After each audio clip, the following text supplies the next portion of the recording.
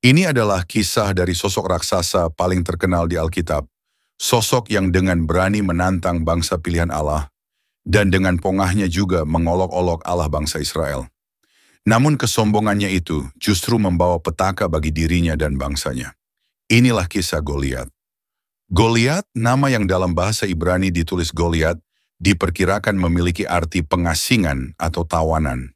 Ia berasal dari Gad, salah satu kota utama bangsa Filistin, dan merupakan keturunan dari suku yang terkenal akan postur tubuh dan kekuatannya yang luar biasa, yaitu Rephaim dan Anakim.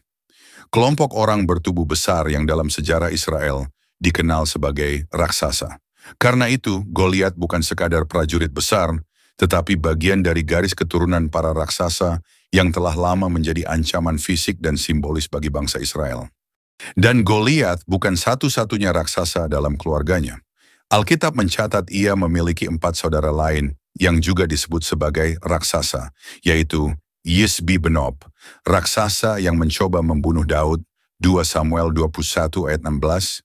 Kemudian Lakmi, saudara Goliat dari Gad, 1 Tawarikh 20 ayat 5, serta seorang raksasa dari Gad dengan 6 jari di setiap tangan dan kaki, 2 Samuel 21 ayat 20, dan satu lagi raksasa dari keluarga yang sama, 2 Samuel 21 ayat 22.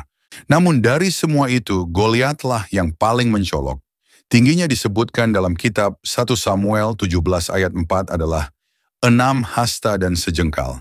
Jika dikonversi ke ukuran modern, itu sekitar 296 cm atau hampir 3 meter. Postur ini menjadikannya bukan hanya menakutkan secara fisik, tetapi juga simbol kekuatan absolut di medan perang. Persenjataannya pun sebanding dengan tubuhnya. Baju zirah tembaga yang dikenakannya beratnya 5.000 shikal atau kurang lebih 57 kg. Tombaknya besar dan panjang seperti penggulung alat tenun dan ujungnya sendiri berbobot 600 shikal, sekitar 6,8 kg. Ia mengenakan pelindung kaki tembaga serta lempeng tembaga di antara bahu. Di depannya berjalan seorang pembawa perisai khusus karena perisainya begitu besar hingga butuh orang lain untuk membawanya. Dengan kekuatan dan perlengkapan seperti itu, Goliat berdiri sebagai simbol dominasi bangsa Filistin. Setiap hari, selama 40 hari berturut-turut, pagi dan petang, Goliat maju ke depan barisan dan mengolok-olok Israel dan Allah mereka. Ia berdiri di lembah Ela dan dengan lantang menantang satu orang dari Israel untuk maju melawannya 1 lawan 1. Pilihlah seorang untuk melawan aku, katanya. Jika ia sanggup melawan aku dan membunuh aku, maka kami akan menjadi hambamu. Tetapi jika aku mengalahkan dia, maka kamulah yang akan menjadi hamba kami.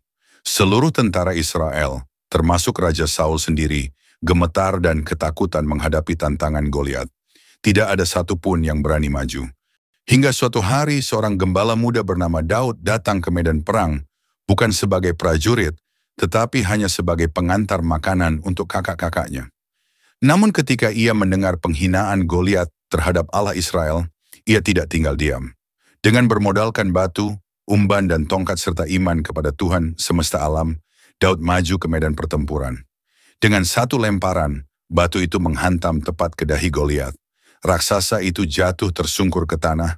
Daud kemudian berlari menghampiri raksasa itu, mengambil pedangnya sendiri, dan memenggal kepalanya. Demikianlah akhir dari Goliat, raksasa yang pongah, yang berdiri tinggi namun jatuh dalam sekejap karena menghina Tuhan dan umatnya. Dari Goliat kita belajar, jangan pernah sombong karena kekuatan atau ukuranmu.